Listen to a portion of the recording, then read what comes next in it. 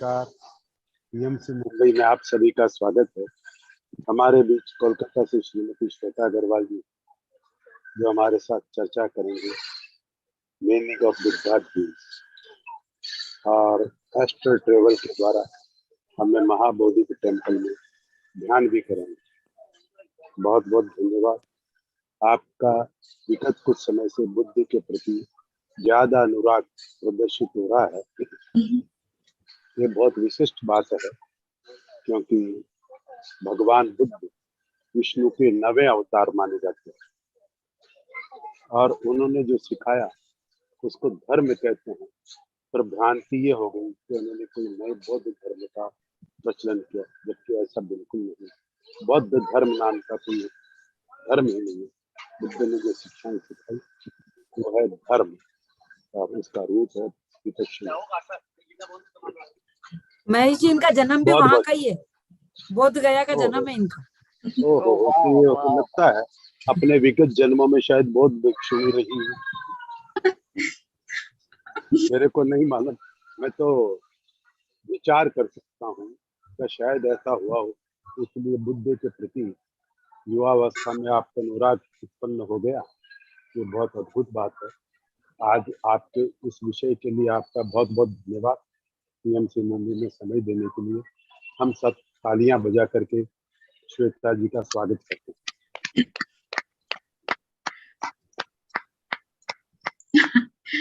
मैंने mute all किया, आप अनम्यूट करिए अपने आप को। नमो बुद्धाय। महेश जी ने जैसा कहा एक एक लाइन सही है। भगवान गौतम बुद्ध ऐसा कोई बौद्ध धर्म बोलकर नहीं है, क्योंकि वे खुद धर्म के और मूर्ति पूजन के खिलाफ थे। और भगवान अगर गौतम बुद्ध एक यूनिवर्सल गॉड भी हम मानते हैं, क्योंकि उन्होंने अपना जो भी ध्यान का प्रचार और उनके टीचिंग्स उन्होंने पूरे विश्व में जाकर फैलाया था। तभी वहाँ जैसे दूसरे किसी भी कंट्री में कहीं भी जाएंगे दुनिया में तो हम लोग को वो दिखेंगे कि बौद्ध के स्टैचू, भगवान गौतम बुद्ध के स्टैचू हैं, उनके टेम्पल्स हैं या उनके फॉलोवर्स हैं। तो और सौभाग्यवश मेरा भी जन्म बौद्ध गया में हुआ। हालांकि जब तक मैं बौद्ध गया में थी, मेरा स्कूल भी वहां था, स्कूलिंग हुआ वहां पर, लेकिन तब तक मुझे कुछ ये ध्यान को लेकर या कोई ऐसा बुद्धिस्ट कुछ फॉलोइंग करना वैसा कुछ नहीं था। छोटी थी, स्कूल से घर, घर से स्कूल, यही लाइफ था मेरा। और 15 की एज में मैं कोलकाता शिफ्ट हो गई। और अभी जैसा कि गया में वैसे मेरे कोई और रिलेटिव्स नहीं रहते हैं, जो फ्रेंड्स थे उनकी भी सब शादी होके चले गए और उस समय मोबाइल का जमाना नहीं था, तो कोई फ्रेंड से लिंक भी नहीं है, कनेक्शन भी नहीं है। लेकिन जब से ध्यान से वापस जुड़ी और वैशाख पूर्णिमा का महत्व जब समझने लगी, पूर्णिमा और ये सब, तो एक जो भी था कि जैसा कि एक उस जगह में ही जन्म हुआ। हम लोग पिकनिक के लिए स्कूल से ले जाया जाता था, तो वो ही बौद्धि टेम्पल वहां पर ही जाया करते थे। तो बचपन की वो याद थी कि हाँ, कि वहां पर एक बहुत बड़ा विशाल बौद्धि वृक्ष है। और मुझे थोड़ा थोड़ा याद था कि वहां पे बुद्ध के फुटप्रिंट्स भी हैं, चाहे वो फॉल्स ही बनाए हैं या रियल का कुछ एक अनुमान लगाकर बनाया हुआ है। बुद्धा के पैर के छाप भी हैं, बौद्धि वृक्ष हैं, बुद्धिस्ट मॉन्क बैठा करते थे। तो जब मेडिटेशन से जुड़ी तो ये सब चीजें मुझे वापस जैसे वहां पर खिंचाव होने लगा। और मैं 3-4 सालों से था कि बुद्ध पूर्णिमा में मैं वहां पर जाने लगी कि वहां बैठ के ध्यान करना है। और हस्बैंड का भी सपोर्ट मिला, उन्हें लॉन्ग ड्राइव पसंद है और मुझे ऐसी जगह जाना पसंद है, तो हम दोनों का मैच हो जाता था। तो सिर्फ बुद्ध पूर्णिमा ही नहीं, कभी और भी उनको होता था कि कहीं चलना है लॉन्ग ड्राइव, तो मैं बोलती थी बौद्ध गया बौद्धि टेम्पल। तो ऐसे एक जाना हुआ करता था। तो और इस बार बुद्ध पूर्णिमा में हमारे मेडिटेटर्स, हमारे ग्रुप से और भी काफी लोग, हम लोग 30 लोग गए वहां पर, ध्यान किए। तो वहां की एक अलग ही एनर्जी और अलग ही वहां की ब्लेसिंग है। और जैसा कि हम लोग आनापानासति ध्यान करते हैं, भगवान गौतम बुद्ध का ही बताया हुआ, और जैसे कि हम पीएसएसएम से जुड़े हैं, हमारे पितामह पत्री जी जो वो भी इसी टीचिंग्स को, बुद्ध के टीचिंग्स, यही आनापानासति को वे भी फैला रहे हैं पूरी दुनिया में जा जाकर। तो और उनका खुद का पितामह पत्री जी का भी कहना है कि हम जितने बुद्ध के टीचिंग को समझें, पढ़ें और इसे फैलाएं, तो और ये चीज मेरे भी एकदम अंतरात्मा से ये चीज निकलती है। मैं और भी जैसे PSSM से जुड़ी हूँ, मैं प्राणिक हीलिंग में भी गई या कहीं पर, और प्राणिक हीलिंग में भी मैंने बहुत सारे हायर जिन उनने कोर्स है उसमें भी किया, तो वो भी कहीं ना कहीं वो बुद्ध के टीचिंग्स ही हैं उसमें भी जैसे जितने हायर और लेवल में जाते रहो और जो किताबें हैं उनमें बुद्ध के ही टीचिंग्स है, तो हर जगह से मैं कनेक्ट हो जाती बुद्धा से। और ये नहीं कि मुझे किसी ने कह दिया है या मैं इस संस्था से जुड़ी हूँ इसलिए मुझे मानना है। हम इन टीचिंग्स को उनके बताए हुए मार्ग पर चल कुछ वो एक अंडरस्टैंडिंग, एक प्रैक्टिकल लगता है, एक समझ आती है कि हाँ ये चीज बिल्कुल सही है और सांसों का ध्यान हम कभी भी कहीं भी बैठ के कर सकते हैं। इसलिए एक अंदर से एक डीपली कनेक्शन है।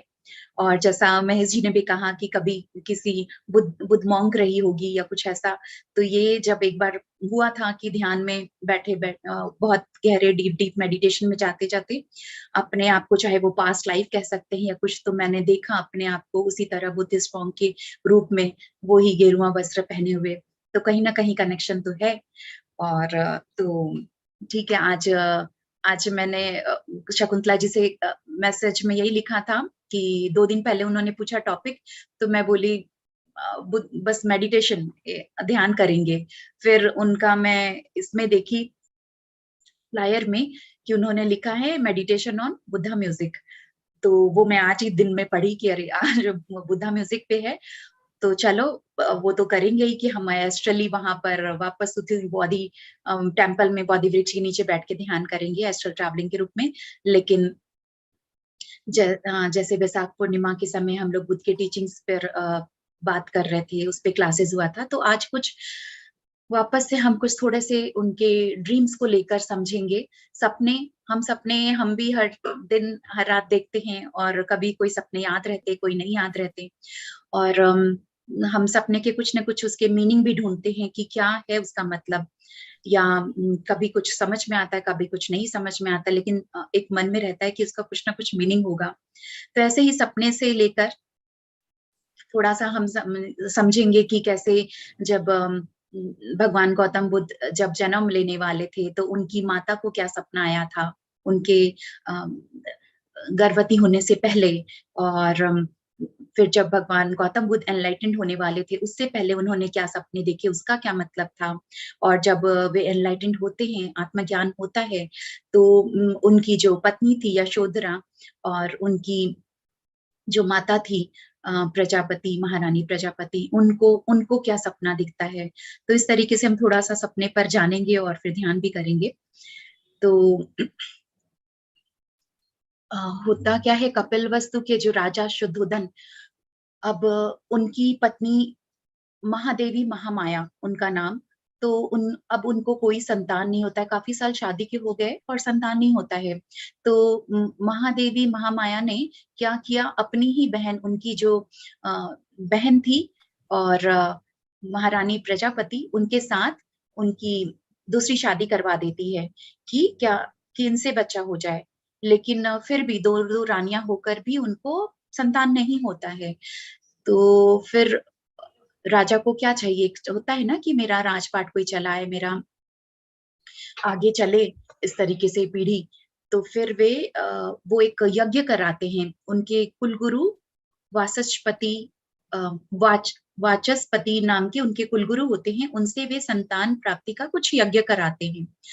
और उसी रात उनकी जो पहली पत्नी थी महादेवी जो महामाया, उनको सपने आते हैं। तो उनको कुछ सपने आते हैं और वो क्या होता है, मैं थोड़ा यहाँ पर कुछ आज मैं कुछ फोटोज भी बनाई हूँ, पीपीटी वो शेयर करती हूँ।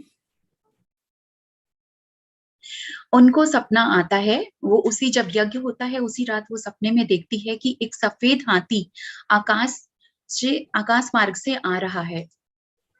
तो उनका सपना होता है कि आकाश मार्ग से सफेद हाथी आ रहा है उनकी तरफ, और फिर वो देखती है कि वो सफेद हाथी उनको लाल रंग का कमल का फूल दिया है। तो ये वो सपना में देखती है। पहला आते हुए देखती है और आकर के वो उन्हें लाल कमल का फूल दिया है।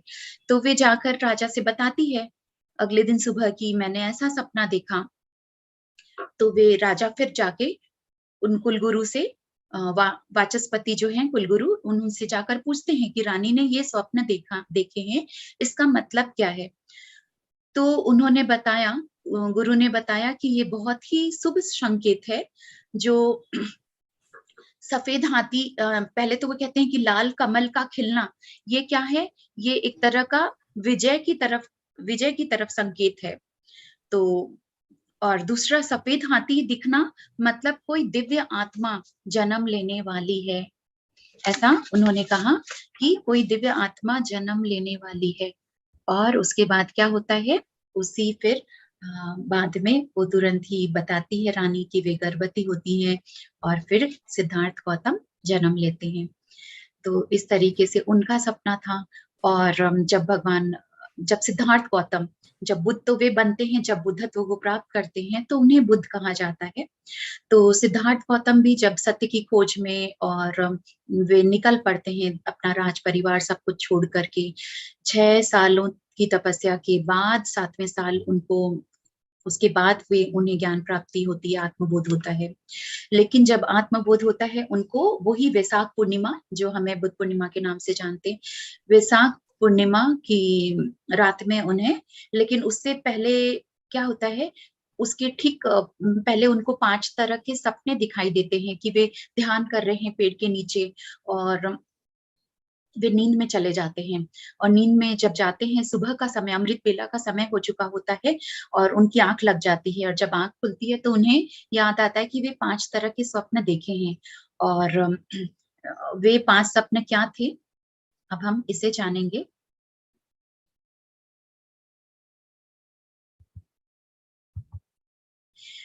तो पहला सपना वे क्या देखते हैं, उनका वो विराट रूप देखते हैं, अपना अपना खुद का एक विराट रूप देखते हैं और देखते हैं कि भारत की जो धरती है वो उनका बिछावना बन गया है।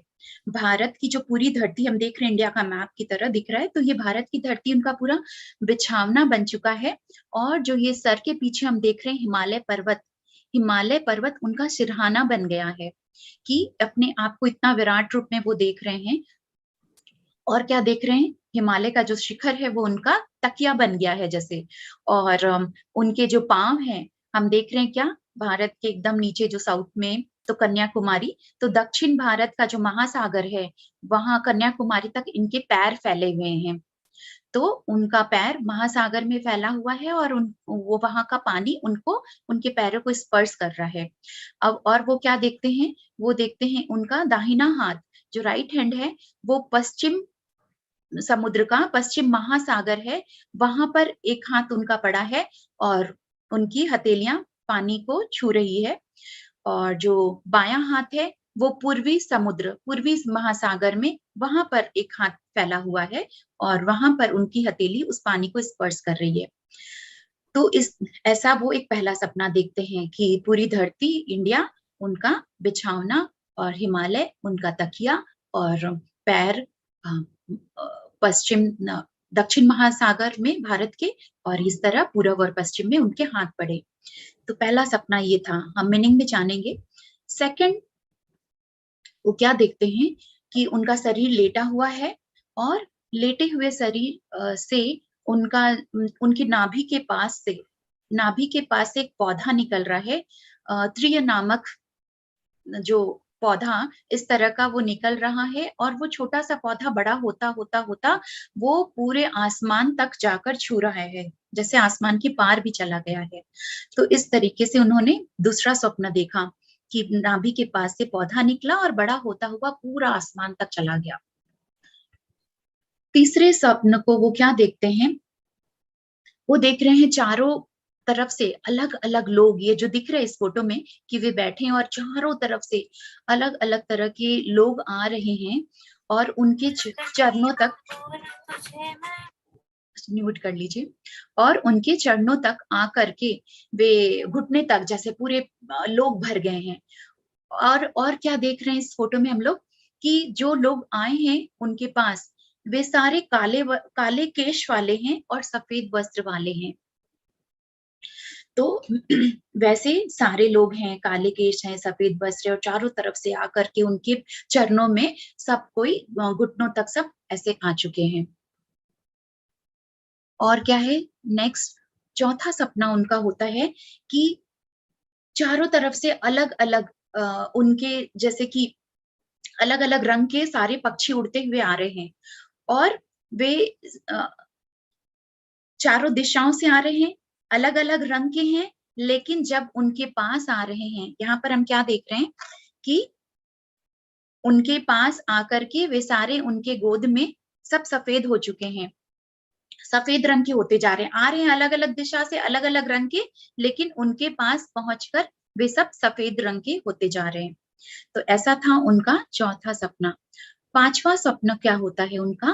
पांचवा सपना वे देखते हैं कि बहुत गोबर से भरा हुआ और गंदगी से भरा हुआ ये पूरा जमीन है, और एक पर्वत है, सामने एक पर्वत है, वो भी गोबर का पर्वत है, जो लेकिन वे चढ़ करके उसमें गए हैं और वे वापस लौटते हैं, लेकिन वापस लौट कर भी उनके पैर गंदे नहीं हुए हैं, उनके पैर वैसे ही साफ हैं, वे मलिन नहीं हुए, पैरों में गंदगी छुई नहीं है। तो ऐसा उनका सपना होता है। और वे जाकर फिर सुजाता जो उनको खीर खिलाई होती है, सुजाता के पास वे जाते हैं और वे बताते हैं कि मैंने ऐसे ऐसे सपने देखे। लेकिन सुजाता बोलती है कि मुझे तो आपके सपने बिल्कुल समझ में नहीं आ रहे कि इसका क्या मतलब होगा। और वे भी कहते हैं कि मैं खुद भी इन सपनों का अर्थ ढूंढ रहा हूँ, और मुझे लगता है कि ये जो मैं सधर्म का मार्ग पाने ही वाला हूँ, जो उनको वो कि जैसे हमने जाना ना कि उनका कोई ऐसा धर्म बोलकर नहीं, तो सधर्म का मार्ग मैं पाने ही वाला हूँ। और फिर क्या होता है, उसके बाद ही वे वो चीज पा लेते हैं, एनलाइटेंड अचीव करते हैं। तो हम वापस से इन सपनों का मीनिंग थोड़ा समझेंगे कि जो पहला सपना उन्होंने देखा इस तरह कि पूरा जो भारत देश है उनका बिछौना बना हुआ है, हिमालय उनका तकिया बना हुआ है, तो इसका क्या मतलब है? अपना उन्होंने एक असाधारण, एक मानव क्या होता है, वो मनुष्य हम लोग क्या होते हैं, छोटे से रूप में, छोटे से, लेकिन उन्होंने अपना असाधारण रूप भी देखा, वो रूप जो कि साधारण से तुलना नहीं किया जा सकता। और जो उनका प्रभावशाली व्यक्तित्व है, और जो कल्याणकारी उनका शिक्षा जो है, उसका प्रभाव पूरे भारतवर्ष में पड़ेगा। मतलब इनकी जो टीचिंग्स है और इनकी जो व्यक्तित्व है, इनका जो सारा कल्याणकारी वाला जो चीजें हैं, वो पूरे भारत में फैलेगा। और साथ ही साथ जो पश्चिम और पूरब ये सब देख रहे हैं, हम हिमालय देख रहे हैं, इसका क्या मतलब कि दक्षिण पूर्व दिशा से और पश्चिम समुद्र के द्वारा समुद्र के द्वारे उस रास्ते से भी, और दक्षिण पूर्व पश्चिम के हिसाब से भी, और उत्तर उत्तर दिशा में उनका जो हिमालय उनका पर्वत तकिया बना हुआ है, तो उत्तरी हिमालय के रास्ते से ये इनका जो ध्यान प्रचार है, जो इनकी शिक्षा है, वो पूरी जगह फैलेगी। तो ये था इनका पहले सपने का अर्थ कि इनका प्रभाव, इनकी व्यक्तित्व, इनका जो शिक्षा है वो हर जगह फैलेगा। दूसरे सपने में उन्होंने देखा जो इस पौधे को कि निकलकर बड़ा होता होता होता पूरे आसमान से पार हो गया। इस सपने का अर्थ है कि उनकी जो ये शिक्षा है वो सिर्फ भारतवर्ष तक ही नहीं, और सिर्फ धरती के प्राणी तक ही नहीं, बल्कि उनके जो अलग अलग 9 डायमेंशंस हम लोग बोलते हैं, तो नमो मंडल के प्राणियों तक भी पहुंचेगी। हर एक डायमेंशन में, हर एक आयाम में उनकी शिक्षा पहुंचेगी और सबका कल्याण करेगी। तो ये उनके दूसरे सपने का अर्थ है कि सिर्फ इंडिया ही नहीं, सिर्फ पूरी पृथ्वी ही नहीं, पूरे अलग अलग डायमेंशन में भी उनकी शिक्षा पहुंचेगी, जो नमो मंडल है वहां तक। और जैसा कि है भी, हर एक पूरी दुनिया भी इन्हें मानते हैं, और अलग डायमेंशन में भी इनका जो कि हाईएस्ट में है। अब यहाँ पर तीसरा जो सपना है इसमें हम क्या देखें कि सारे अलग अलग लोग आए हैं, सब काले केश वाले, सफेद वस्त्र वाले। इसका क्या मतलब? इसका मतलब है कि काले केश वाले मतलब वे मुंडन वो नहीं है।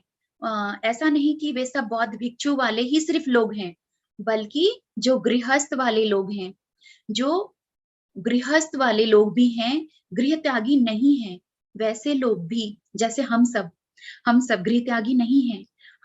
हम सब बौद्ध भिक्षु की तरह नहीं है, फिर भी हम उन्हें फॉलो करते हैं, उनकी शिक्षा को ग्रहण करते हैं। तो वैसे ही जो कि ऐसा नहीं कि गृहस्थ त्यागी वाले ही लोग हों, बल्कि सब तरह के लोग भी उनकी शरण में आएंगे। ऐसा नहीं कि जो मुंडन करा के जो गेरुआ वस्त्र पहने हैं वही लोग उनकी शरण में जाएंगे, बल्कि हर तरह के लोग उनकी शरण में आएंगे, बल्कि गृहस्थ वाले लोगों की भी संख्या बहुत होगी, ज्यादा होगी। जो गृहस्थ वाले की संख्या ज्यादा होगी बौद्ध धर्म को मानने के लिए। यहाँ पर हमने चौथे स्वप्न में देखा अलग अलग चारों दिशाओं से पंछी आ रहे हैं और अलग अलग रंग के आ रहे हैं। इसका क्या अर्थ है? और हम देख रहे हैं कि भगवान की गोद में आकर बुद्ध की गोद में आके वे सब सफेद होते जा रहे हैं।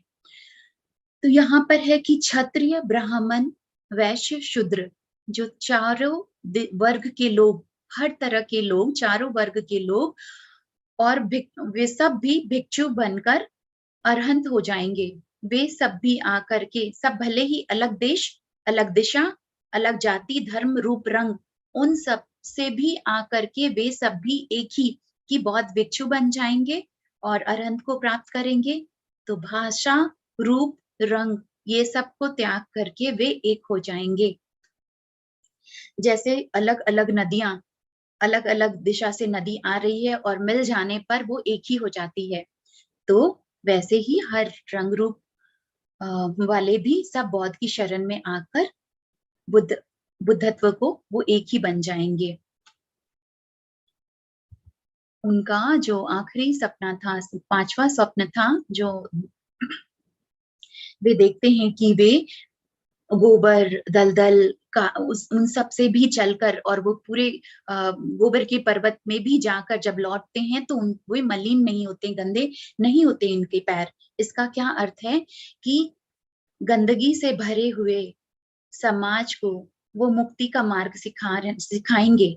जैसे ये जो समाज हर तरह के चाहे वो धर्म जाति को लेके है, चाहे वो हिंसा को लेकर है, चाहे वो मेरा तेरा, सब हर तरह की गंदगी से भरा हुआ अगर ये दुनिया है भी, और उनको वे जाकर सब जगह जाकर वे ये मार्ग, अपने बुद्धत्व के मार्ग को बताएंगे, अपने टीचिंग देंगे, तो वे खुद मलिन होकर नहीं लौटेंगे, वे खुद उन सब चीजों से निर्लिप्त, जैसे कि उन गंदगी से वे निर्लिप्त नहीं होंगे, उन पर कैसा भी पाप मैल नहीं चढ़ेगा, वे मलिन नहीं होंगे, जीवन के दलदल में रहकर भी वे मलिन नहीं होंगे।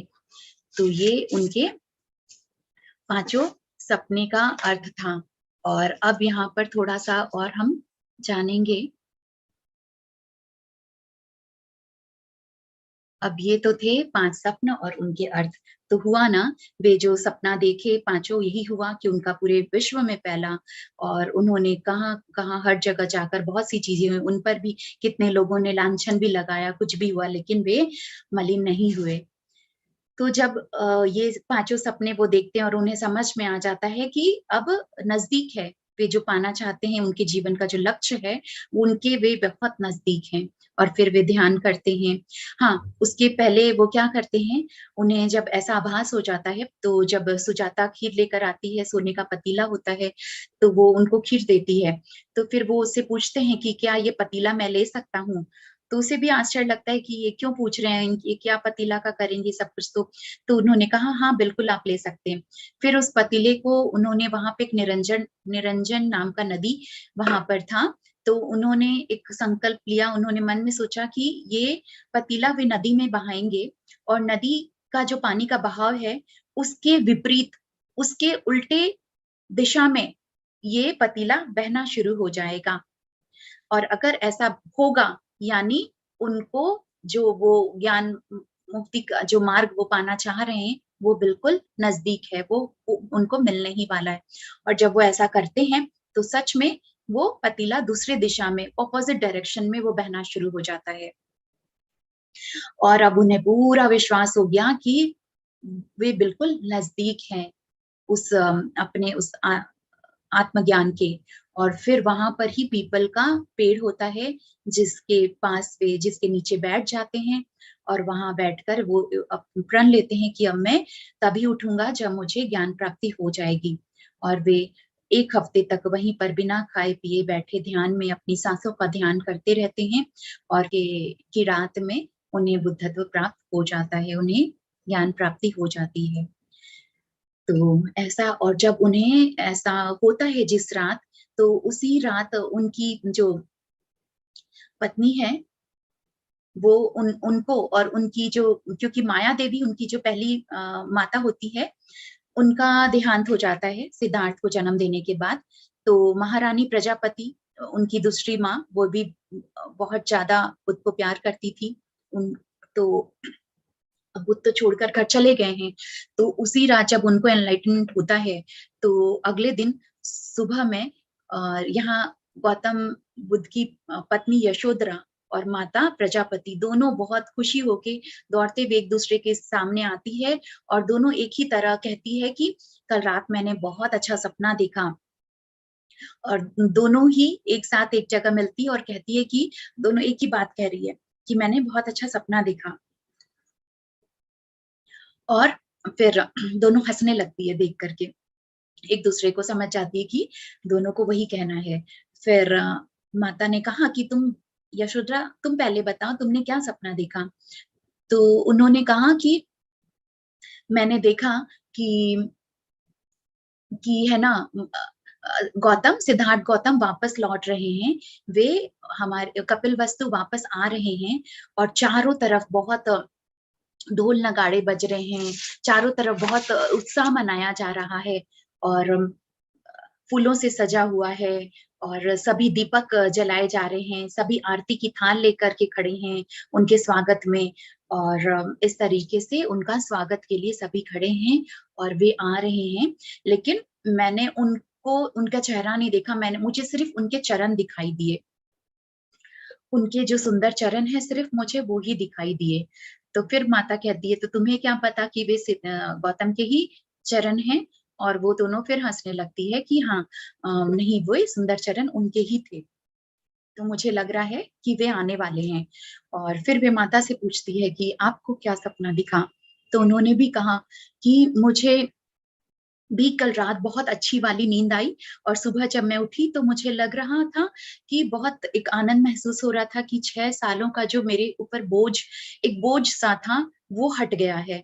लग रहा है कि, और पहली बार जब सिद्धार्थ को देखा था तो वैसा ही, वो ही खुशी, वो ही फीलिंग मुझे आ रही है कि जैसे कि वो खुशी मुझे महसूस हो रही है।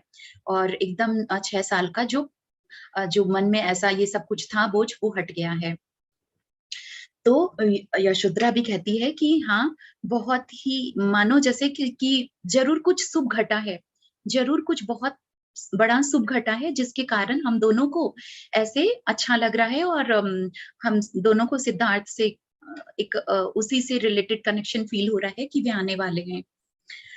और फिर होता भी वही है कि फिर जब और 1 साल के बाद वे जब बुद्धत्व को प्राप्त कर लिया, वे बुद्ध बन गए और वे आते हैं कपिलवस्तु, क्योंकि उन्होंने एक प्रॉमिस किया था कि जब भी वे बुद्धत्व प्राप्त कर लेंगे वो आएंगे। और वो आते हैं, जैसा कि उन्होंने सिर्फ चरण देखा था, तो सच में वो क्या देखती है कि वो उनके महल के द्वार में खड़े हैं भिक्षा पात्र लेकर के और भिक्षा मांग रहे हैं। तो बहुत रोना आता है उसे और वो कहती है ऐसा क्यों कर रहे, तो वो वे बोले कि जो तुमको छोड़ कर गया था वो तुम्हारा पति सिद्धार्थ गौतम था, आज मैं बुद्ध भिक्षु तुम्हारे सामने खड़ा हूँ। तो फिर यही था कि ये सारी घटना होती है। तो सपनों का संबंध है, हम सबको सपनों के कुछ अर्थ भी होते हैं कि हमें, और जैसे हम सबकी भावनाएं कहते क्या, इससे हमें एक जुड़ाव, एक कनेक्शन महसूस करा रहा है सपना भी, कि हम सब एक दूसरे से जुड़े हुए हैं। और कभी सपने के रूप में हमको हमारे घर परिवार या बहुत क्लोज वन या खुद का ऐसा कुछ अच्छा या बुरा घटित होने वाला होता है, तो वो एक एहसास दिलाता है, वो हमें पहले से आभास होने लगता है। कभी किसी और के दुख तकलीफ में हम दुखी होते हैं, कभी और की खुशी में हम खुश भी होते हैं। तो यही है कि हम सब एक दूसरे से जुड़े हुए हैं, अलग नहीं है। और जितना हम अपने इन सब सपने भी देखते हैं तो कुछ ना कुछ उसका मतलब भी है। तो ये है हम जो आज जाने कि उन स्वप्न का क्या मतलब है, और कैसे उन्होंने जो देखा, जो उन्हें मिला और जो उन्होंने चाहा, किस तरह बुद्धत्व प्राप्त किए, बुद्ध बने वे सिद्धार्थ गौतम। तो हम सबके अंदर भी वो बुद्धत्व है, हमें उसे पाना है। जब हमने उसे पा लिया तो हम भी बुद्ध बन गए। जब भगवान गौतम बुद्ध अपने बुद्धत्व को पा लेते हैं तो बहुत देवी देवता सब आते हैं और उन्होंने सब ऊपर से फूलों की वर्षा करते हैं और आकर पूछते हैं कि आपको आपने क्या पाया। वे पूछते हैं आपको कैसे क्या मिला, तो वे कहते हैं मुझे कुछ नहीं मिला। तो सब जानना चाहते हैं, वे कहते हैं ऐसा क्यों कह रहे हैं, आपने बुद्धत्व प्राप्त कर लिया, क्या मिला आपको, कैसा लगा।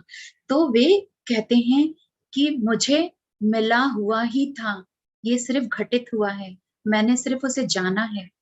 तो हम सबको पहले से मिला हुआ ही है, हमें सिर्फ उसे जानने की देरी। तो और अब हम अपने ध्यान में उतरेंगे, लेकिन मैं वापस एक फोटो शेयर करूंगी, जैसा कि हम आज क्या करने वाले हैं। जैसा मैंने उसमें हमारे आज के पोस्ट में लिखा था कि हम एस्ट्रल ट्रैवलिंग करके बुद्ध महाबोधि वृक्ष और बोधि टेम्पल के वहां पे बैठ के ध्यान करेंगे, क्योंकि आज से 2500 साल पहले जब भगवान गौतम बुद्ध ने इस बोधि वृक्ष के नीचे बैठ करके ध्यान किया और बुद्धत्व प्राप्त किया, आज भी इस पेड़ को संभाल के रखा गया है। और वहां पे पूर्णिमा में, वैशाख पूर्णिमा में तो आते ही हैं दूर दूर से हर एक कंट्री से लोग, बुद्धिस्ट मॉन्क, लेकिन ऐसे भी हर पूर्णिमा में वहां पर लोग इस तरह आते हैं, बहुत अच्छे से सेलिब्रेशन किया जाता है। तो ये है वो बोधि वृक्ष, और ये जो हम देख रहे हैं एक बाउंड्री वॉल है, उसके ये बाउंड्री वॉल के अंदर इसकी जो जड़ें हैं, शाखाएं, इसको एक घेरा दिया गया है। और यहाँ पर हम देख रहे हैं ये बड़े बड़े पिलर्स हैं, ये ग्रीन कलर के, इससे उस पेड़ को संभाल करके उनके ब्रांचेस को संभाला गया है कि आज इतना साल पुराना वृक्ष है। और इस तरह बुद्धिस्ट मॉन्क बैठ के वहां प्रेयर करते हैं, बहुत सुंदर। तो और वहां पर इस पूरे मंदिर में, वहां जब हम लोग सीढ़ी से नीचे उतर के मंदिर जाते हैं, सामने यही एक प्रतिमा है, यही मेन स्टैचू है वहां पर, जो भगवान गौतम बुद्ध की बहुत बहुत सुंदर प्रतिमा। और ये है वो मंदिर। जब ये इस तरह सीढ़ियों से हम यहाँ पर देख रहे हैं, यहाँ से सीढ़ियां से उतर कर हम सामने जाते हैं और एकदम सामने यहाँ पर एक छोटा सा मंदिर बनाया हुआ है जिसके अंदर वो प्रतिमा है। और फिर हम यहाँ पर फेरी देते हैं, पूरा एक फेरी इस क्योंकि वृक्ष इस मंदिर के यहाँ पे ठीक पीछे यहाँ पर बोधि वृक्ष है, तो हम यहाँ पर फेरी देते हैं, तो एक पूरा उस वो करते हैं परिक्रमा। और फिर इतना विशाल है ये मंदिर कि कहीं पर भी आप बैठ के ध्यान करें या वृक्ष के नीचे बैठ करके ध्यान करें। और ये है वो बुद्ध के फुटप्रिंट्स जो मैं बता रही थी, बुद्धा के जो मैं बचपन में भी देखा करती थी। बहुत ही खूबसूरत वहाँ का हर एक चीज है। तो ठीक है फ्रेंड्स, ये मैं इसलिए दिखाई कि हम लोग को सुविधा होगा ये कल्पना करने में। तो ठीक है, अब हम और ज्यादा देर नहीं, हम ध्यान करेंगे। एस्ट्रल ट्रैवलिंग क्या होता है, हर रात हम जब सोते हैं तो हमारा ये भौतिक शरीर, फिजिकल बॉडी भले ही वो सोया रहता है, लेकिन हमारा एस्ट्रल बॉडी, सूक्ष्म शरीर निकल करके वो पूरी ट्रैवलिंग करता है दूसरे आयाम या लोको डायमेंशन में भी जाके, या कुछ अपने हायर सोल से मिलके, या किसी जो मास्टर से मिलके जो अपने फिजिकल बॉडी में नहीं, तो ऐसे बहुत सारे उसकी ज्ञान लेकर के वापस आ रहा है। तो हर रात हमारी ट्रैवलिंग होती ही है, एस्ट्रल ट्रैवलिंग। हमें वो कभी सपने के रूप में याद होता है या कभी कुछ नहीं याद होता है। और जब हम मेडिटेशन भी करते हैं, हम बहुत कभी डीप मेडिटेशन में बैठे बैठे भी हमारी एस्ट्रल ट्रैवलिंग हो जाती है।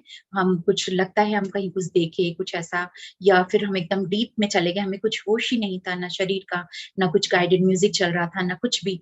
और हम जब लौटते हैं अपने शरीर में तो एक झटका सा महसूस होता है कि एक जर्क फील होता है। तो वही है कि हमारा एस्ट्रल ट्रैवलिंग वापस फिजिकल बॉडी में आ रहा है, एस्ट्रल बॉडी। तो उसी तरीके से सूक्ष्म यान करके हम चलेंगे बॉडी टेम्पल में। और जब किसी किसी को एस्ट्रल ट्रैवलिंग होश में, नींद में भी अवेयरनेस के साथ साथ बहुत लोग इसे प्रैक्टिस करते करते करते हैं एस्ट्रल ट्रैवलिंग, और सोच कर जाते हैं उन्हें कहाँ जाना है। एस्ट्रल ट्रैवलिंग में आप एक ही पल में जहाँ जाना चाहते हैं वहां पहुंच सकते हैं। तो और उसमें वहां पर समय का और ये सब का कोई वो नहीं है, कितनी आप यहाँ का 5 मिनट वहां के हो सकते 5 घंटे। तो ऐसा होता है एस्ट्रल ट्रैवलिंग। तो अभी सब हम तैयार हो जाएं मेडिटेशन के लिए। जो चश्मा पहने हैं चश्मा उतार दें, हाथ पैर की उंगलियां आपस में फंसा लें, पैरों को क्रॉस, आंखें कोमलता से बंद।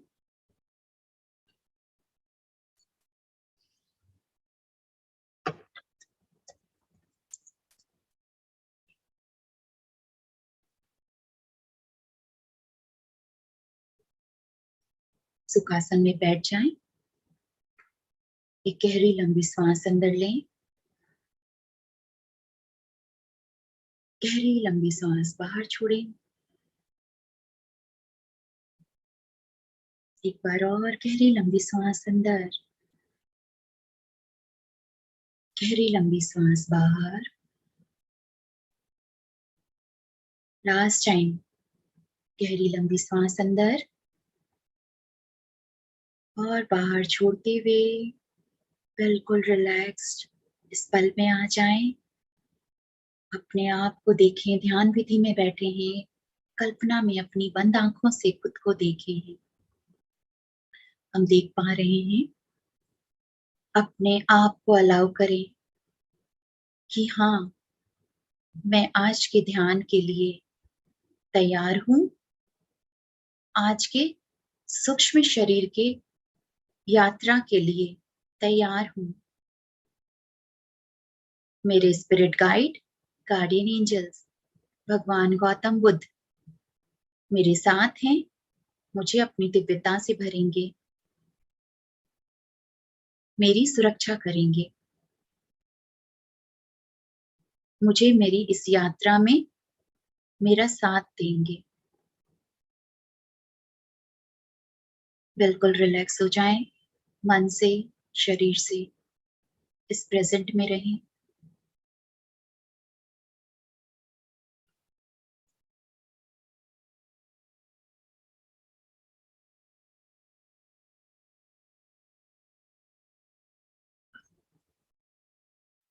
बिल्कुल रिलैक्स।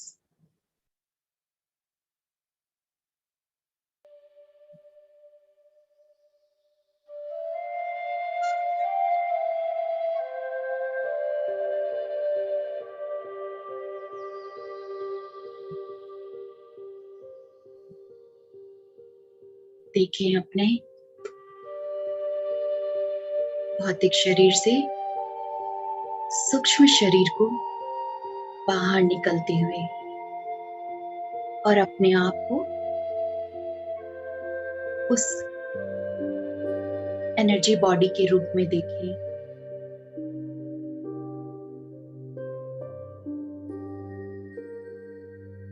देखें कि हम जितने भी ध्यानी आज इस ग्रुप में एक साथ ध्यान कर रहे हैं, हम सभी सूक्ष्म शरीर के रूप में निकलकर हम सब जा रहे हैं बहुत गया के बहुत ही टेम्पल में। कल्पना मात्र से ही हमारी इच्छा रखते ही हम पहुंच चुके हैं उस महाबोधि टेम्पल के बाहर।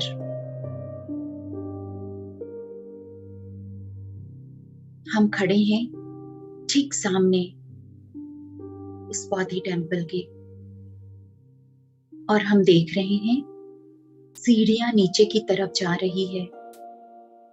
बहुत ही विशाल मंदिर। हम बहुत खुश हैं, बहुत आनंदित हैं कि आज हम इस पावन धरती पर कदम रखने जा रहे हैं। ये वो जगह है जहां कभी भगवान गौतम बुद्ध की प्रस्तुति थी, उनकी उपस्थिति थी। पूरे दिल में, आत्मा में, मन में, शरीर में इस खुशी को, इस उत्साह को महसूस करें और अपना पहला कदम उस पहली सीढ़ी पर रखें। नीचे की तरफ हम उतर रहे हैं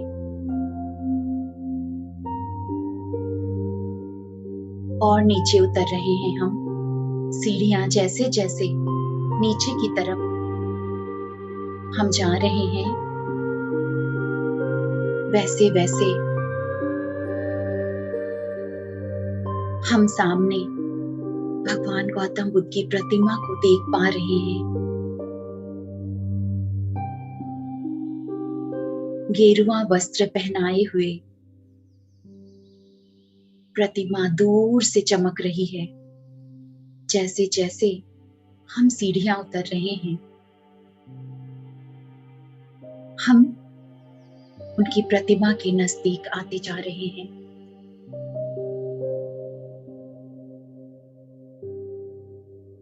जैसे भगवान गौतम बुद्ध हमें बुला रहे हैं,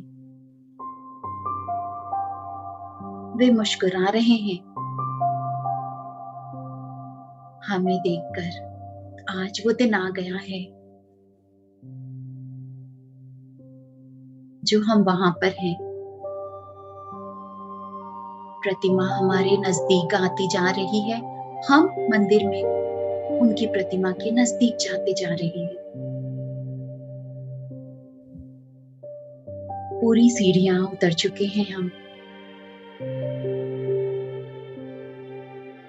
और अब 10 कदम की दूरी पर वो मंदिर है जहां प्रतिमा स्थापित है।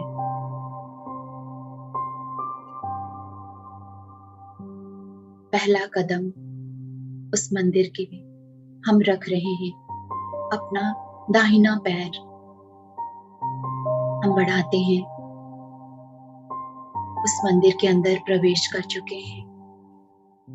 भगवान गौतम बुद्ध की प्रतिमा के ठीक सामने खड़े हैं और उनकी प्रतिमा से जैसे नजर ही नहीं हट रही।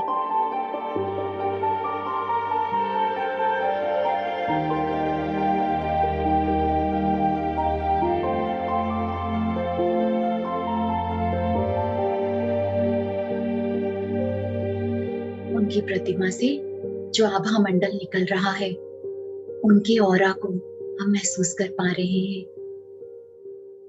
उनके चेहरे की जो तेज है, उनके माथे पे जो डायमंड का तिलक है,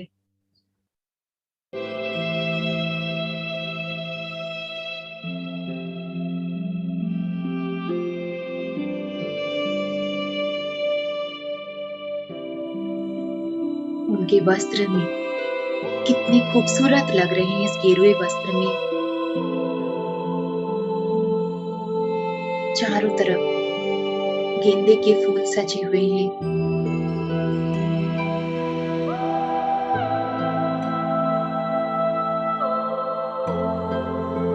हम माथा टेकते हैं, अपना मस्तक झुकाते हैं उनकी प्रतिमा के सामने।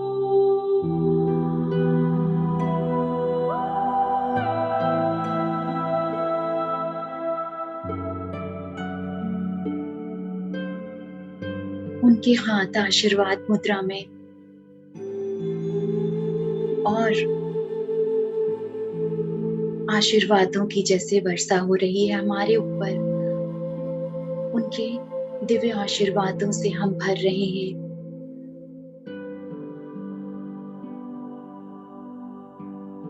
एक अलग ही एहसास, एक अलग आभा मंडल, एक अलग एनर्जी से जैसे हम जुड़ चुके हैं।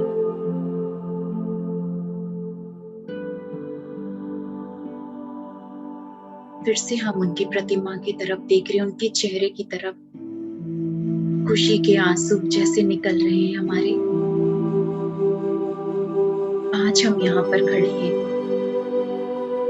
जैसे ये प्रतिमा नहीं, खुद ही भगवान गौतम बुद्ध हैं, बैठे हुए हमें अपने आशीर्वादों से भर रहे हैं।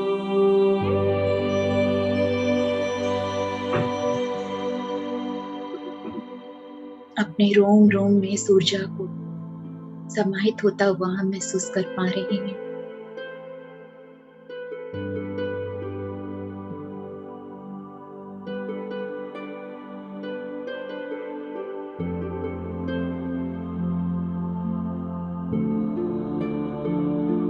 और अब हम हाथ जोड़ते हुए, नमन करते हुए, मस्तक झुकाते हुए फिर इस मंदिर से, इस छोटे वाले मंदिर से हम बाहर निकल रहे हैं, क्योंकि बहुत से लोग दर्शन करना चाहते हैं। हम उन्हें भी मौका देंगे, तो हम धीरे से बाहर निकलकर आगे बढ़ते हैं। हमें फेरी देना है, परिक्रमा करना है, तो अपने दाहिने साइड से मंदिर के बाहर निकलते हुए दाहिने साइड से हम फेरी देना शुरू करते हैं।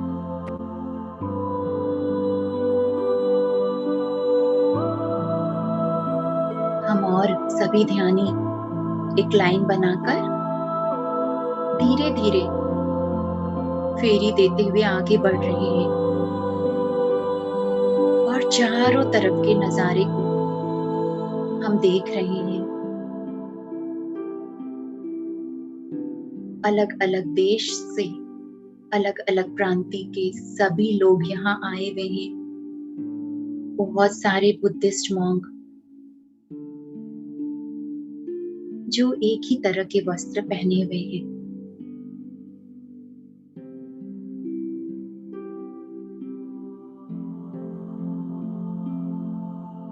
बहुत भीड़ होते हुए भी, बहुत सारे लोग होते हुए भी यहाँ पर कोई शोरगुल नहीं, कोई धक्का मुक्की नहीं, और हम बढ़ते जा रहे हैं आगे।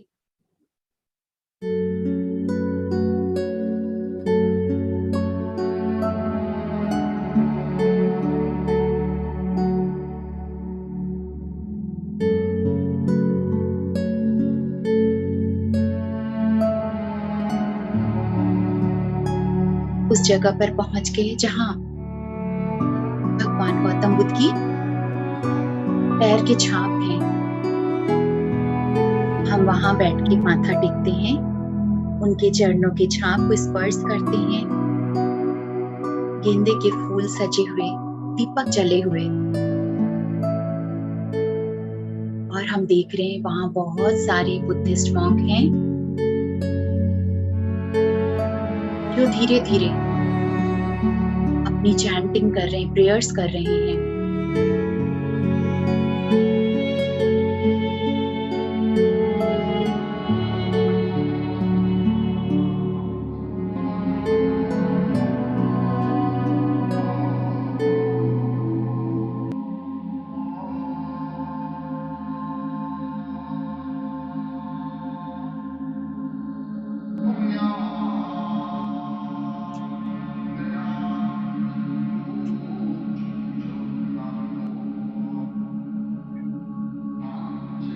उनकी प्रेयर की चैंटिंग हमारे कानों में पड़ रही है,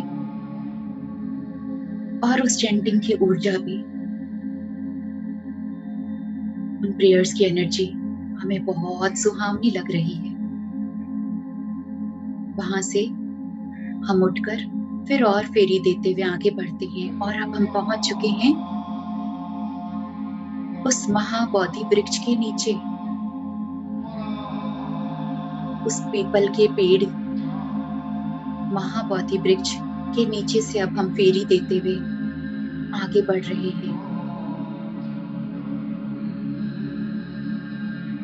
बहुत विशाल सा यह वृक्ष, उसकी शाखाएं, उसके पत्ते हमारे ऊपर छांव कर रही है, छाया दे रही है।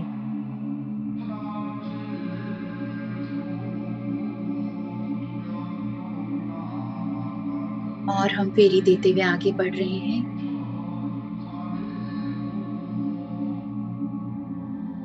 उस बोधि वृक्ष के जो बाउंड्री वॉल है, हम वहां पर अपना माथा टेकते हैं। उसके बीच में जो फांक है, जो गैपिंग है, वहां से उस पेड़ की जड़ों को भी हम देख पा रहे हैं।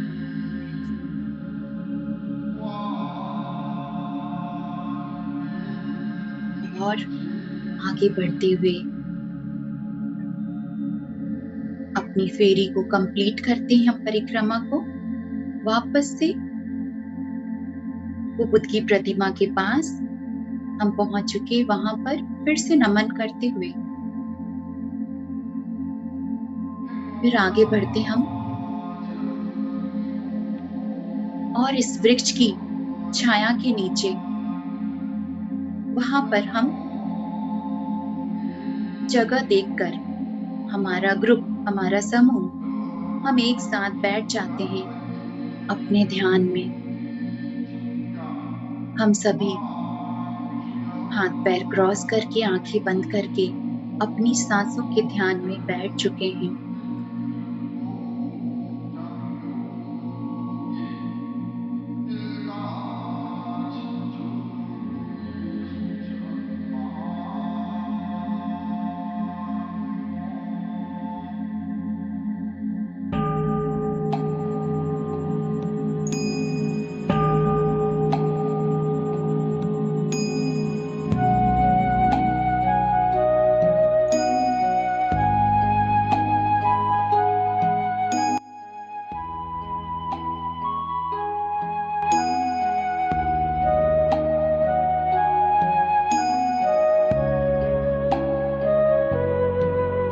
अपने ध्यान में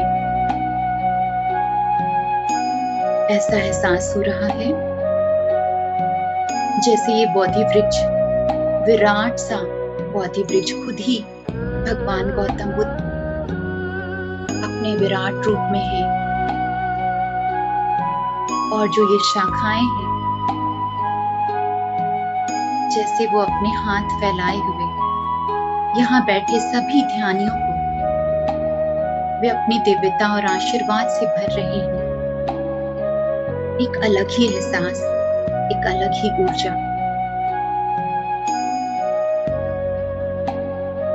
सभी एक दूसरे की आभा मंडल से भी जुड़ रहे हैं, भगवान गौतम बुद्ध के आशीर्वादों से जुड़ रहे हैं। उनकी प्रस्तुति को, उनकी मौजूदगी को जैसे हम फील कर पा रहे हैं और अपने ध्यान में बने हैं इन आशीर्वादों को अपने अंदर समाहित करते हुए कण कण में यह ऊर्जा भर रही है।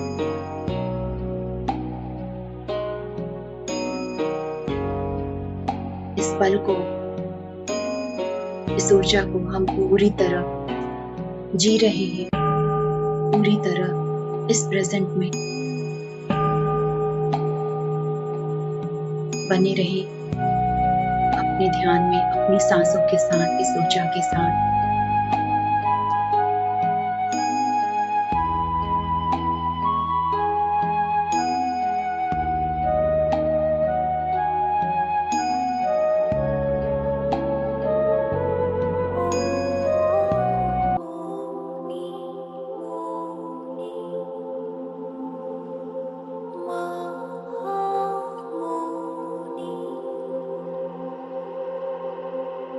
Shakya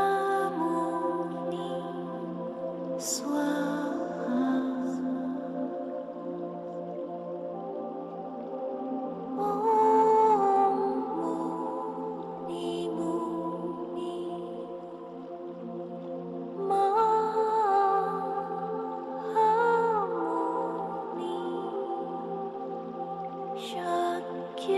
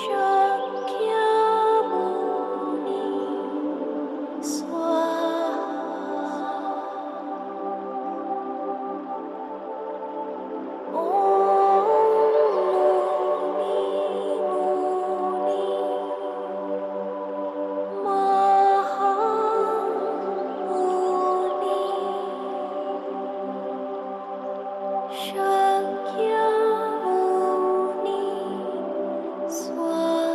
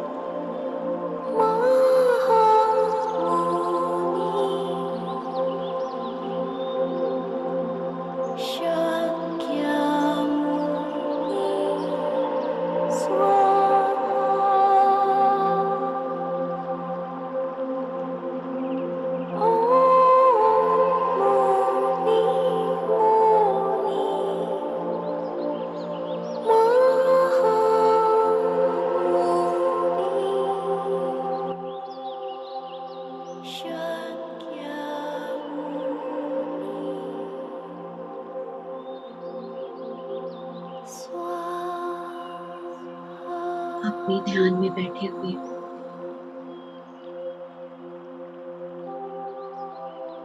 इस जगह की पावन ऊर्जा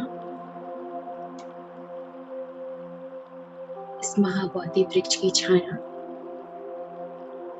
भगवान गौतम बुद्ध की मौजूदगी, उनकी प्रस्तुति को महसूस कर पा रहे हैं हम दिव्यता से भरे हुए।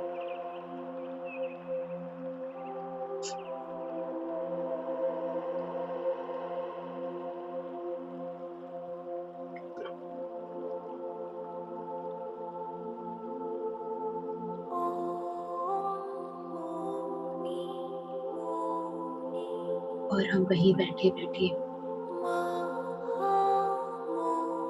इस ऊर्जा को अपने पूरे घर परिवार, पूरी पृथ्वी और अपने जीवन के हर एक क्षण में फैला रहे हैं। महसूस करें इस ऊर्जा को इतनी प्रचुर मात्रा में इस दिव्य ऊर्जा से भरे हुए।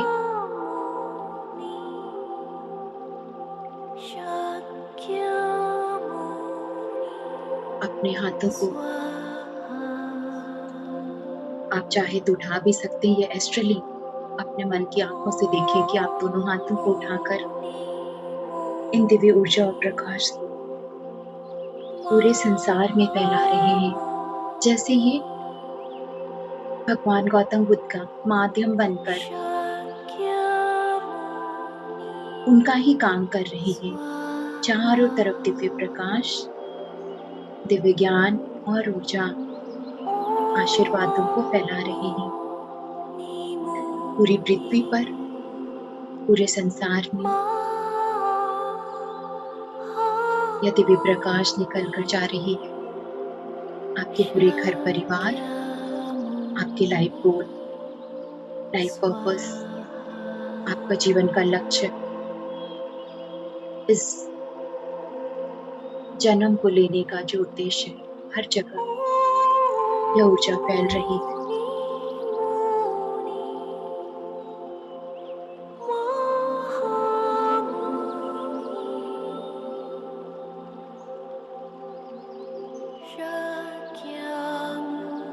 मन में एक अलग ही खुशी और आनंद से भरे हुए मन ही मन धन्यवाद कर रहे हैं इस पावन धरती को, इस पेड़ की छत्र छाया को,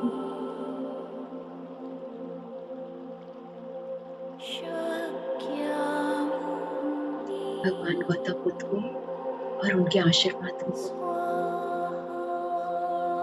अपने आप को हम देख पा रहे हैं उस एस्ट्रल बॉडी के रूप में कि हम अब अपने ध्यान से उठे हैं। हम सभी ध्यानी एक दूसरे को देखकर मुस्कुरा रहे हैं। एक अलग खुशी और एहसास आनंद का एक दूसरे से गले मिलते हुए, हाथ मिलाते हुए धीरे धीरे हम वापसी में लौटेंगे।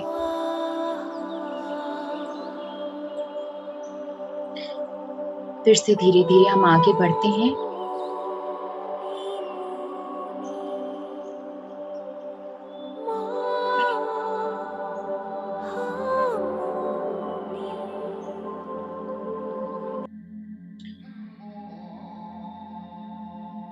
फिर से उन्हीं चैंटिंग को हम सुन पा रहे हैं। फिर से चारों तरफ के नजारे को हम देख रहे हैं।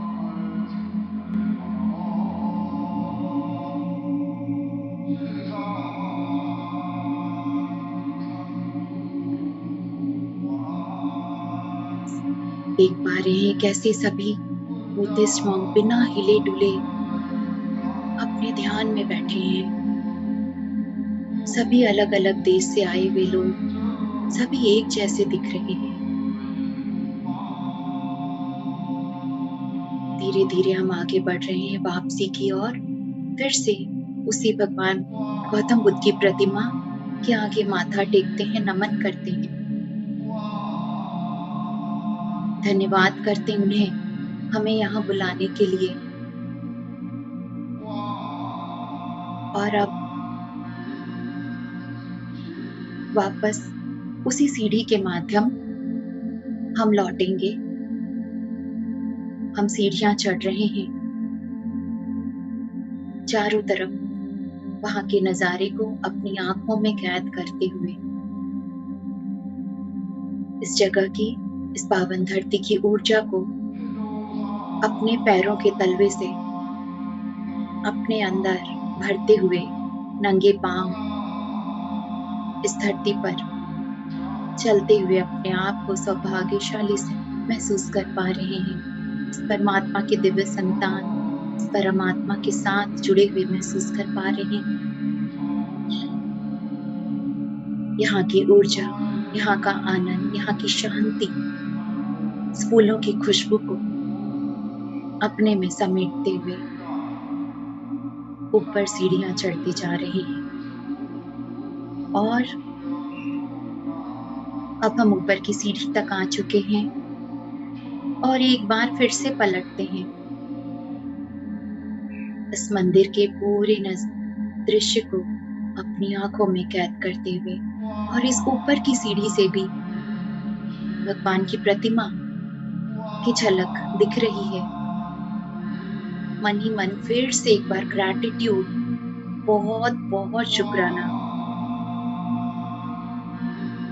इस महाबोधि वृक्ष को, महाबोधि इस मंदिर को, भगवान गौतम बुद्ध की प्रतिमा को, यहाँ की ऊर्जा को, यहाँ बैठे सभी ध्यानियों को, सभी बुद्धिस्ट मॉन्क को बहुत बहुत धन्यवाद। सबकी ऊर्जा से हम एक हो चुके थे।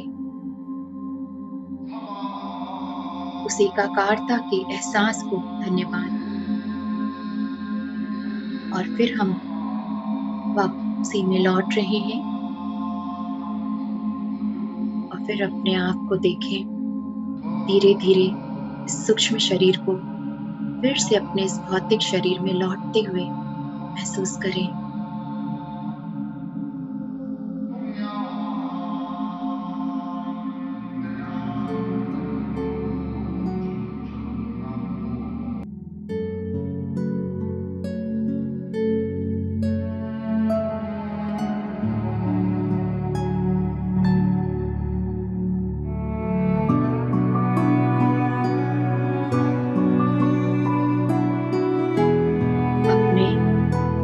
भौतिक शरीर को देख पा रहे हैं, ध्यान में बैठे हुए सूक्ष्म शरीर के रूप में। वापस हम अपने इस फिजिकल बॉडी में एंटर कर रहे हैं, प्रवेश कर चुके हैं अपने आप को अपने शरीर में, अपनी चेतना में। जिस जगह बैठे उस जगह को फील करते हुए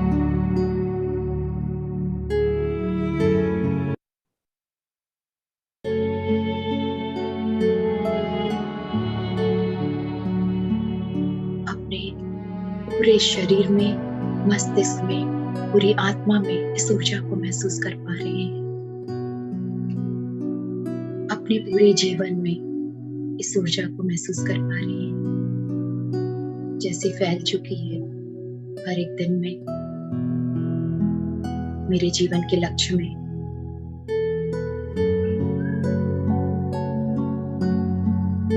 इस दिव्यता को अपने अंदर, बाहर, चारों तरफ महसूस कर पा रहे हैं। आखिरी कुछ पल इसी ऊर्जा के साथ बने रहें।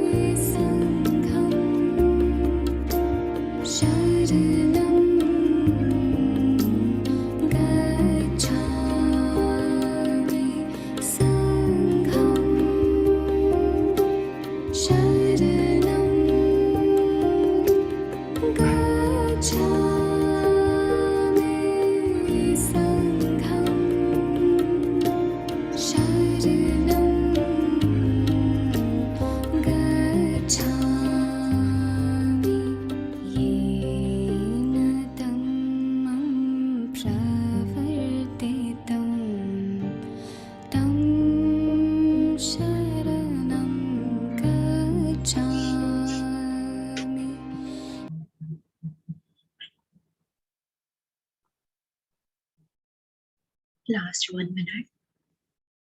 धीरे धीरे अपने ध्यान विधि से बाहर लौटेंगे। एक गहरी लंबी सांस अंदर, गहरी लंबी सांस बाहर।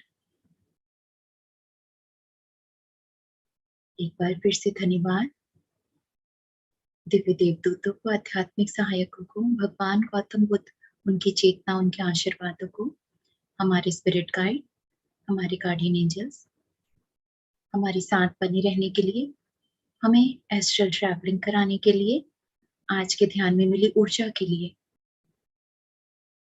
इस पल के एहसास के लिए, खुशी और आनंद के लिए बहुत बहुत धन्यवाद। दोनों हाथों को खुलते हुए अपनी आंखों पर रखें। 5 4 3 2 1 0। कोमलता से अपनी आंखें खोलेंगे प्यारी सी मुस्कान के साथ और अपने ध्यान के लिए, आज के पल के लिए